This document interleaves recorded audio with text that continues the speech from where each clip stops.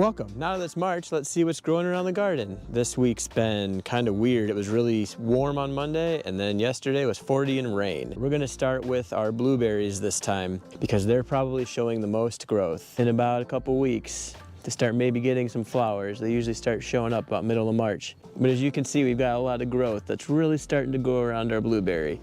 So our blueberries have really started to come back. We had enough cold during the winter to give them their cold treatment. So these, in the next, hopefully, couple months will be blueberries. I've got 5 blueberry plants over here and they're all doing really well this year. So this is gonna be lots of blueberries.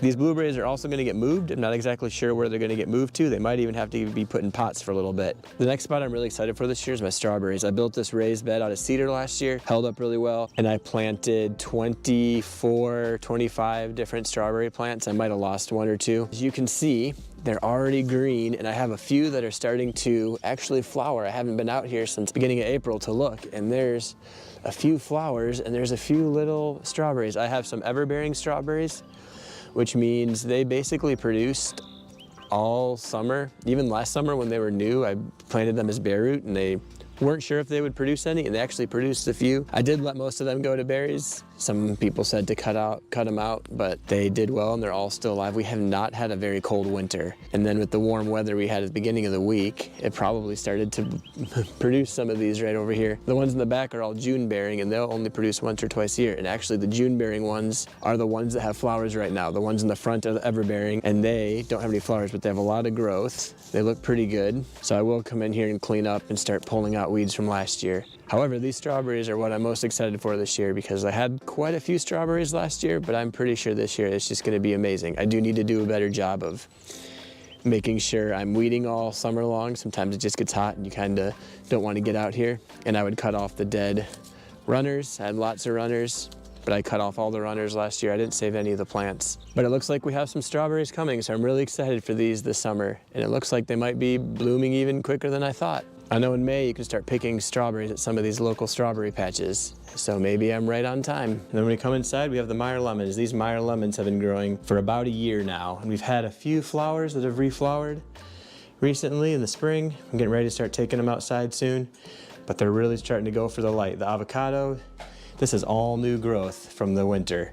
So about the last month, this avocado is really taking it off. It's beginning of the month, so make sure you feed them. They need a lot of food when they're inside. Probably the best plant that I had from all my indoor plants this year was this lime plant.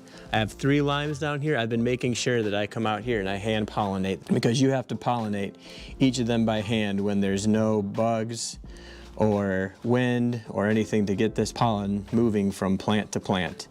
So I come out here and play bumblebee for a little bit and push them together. Looks like we have some little limes, so we'll see if we can keep them growing. This plant's really taken off towards the sun too, so it's gonna have to get trimmed back when I get it outside, but I'm gonna wait till it's outside before I do any trimming. And here's the coffee plant, doing well still. It's really fighting for the sun over here in this corner.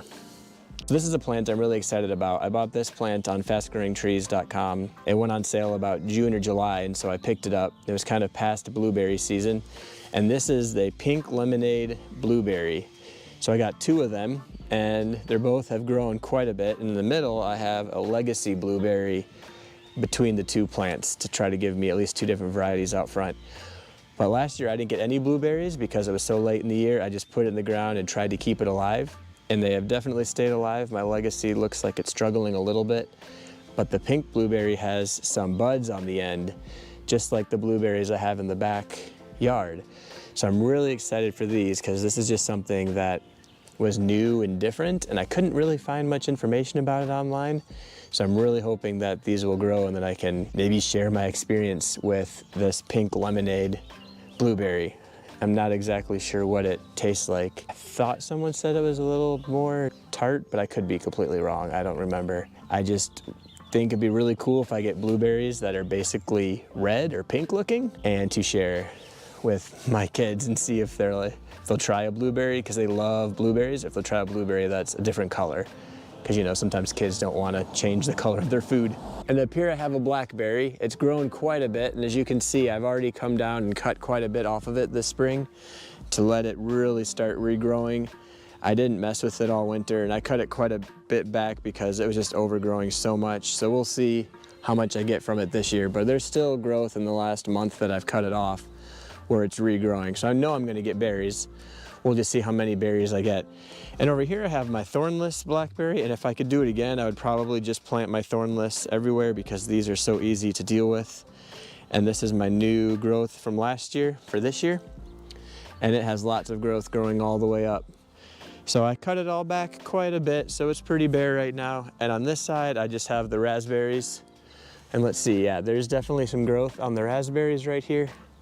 So last year, these raspberries were new, so they were probably only this tall, so I didn't get many raspberries. And as you can see, they have really taken off, but I had to clean it all up. Gave me some more walking room right here because it just became overgrown last year. Right here is going to be my tomatoes. Last year I had potatoes and some corn in here just because it was fun. I have another corn area, but I had potatoes here, but this year it's all gonna be turned into tomatoes because the tomato area that I have is getting moved over here. Here's where my tomatoes were last year.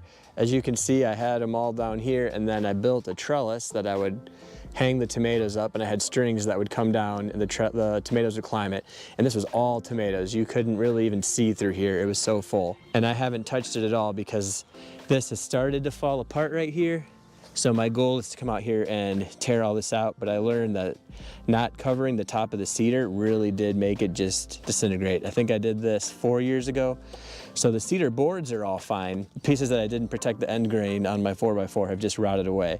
And I used stainless steel screws, and my screws are still fine. So my goal is to take all of this tomato hanging equipment down, and we're gonna move it to the other garden. So we're gonna hopefully take out this whole deck sometime, and then this will all be gone. So I need somewhere else to put these tomatoes. And then maybe someday if there's a privacy wall, I can bring them back and rebuild my raised bed tomatoes here. This year they won't be here, so I need to take them out, and we're gonna move them over there. All these grow bags I'll put together, and I put them on top of this little crate to keep them off the ground so the water gets out the bottom. Will be potatoes this year. I'm doing Yukon Gold potatoes, and I'm going to try peanuts this year. I've never done peanuts before. I've accidentally done peanuts when I threw them in the yard and pulled it up and it was a weed, and I thought it was peanuts.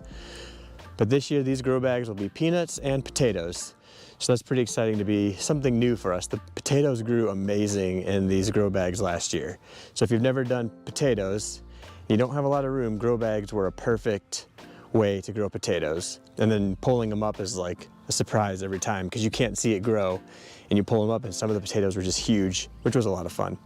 And the cherry tree that's always confused. If it's warm, it flowers. If it's cold, it goes away. Give it 1 or 2 warm days and it'll completely flower. It'd be right back where it was.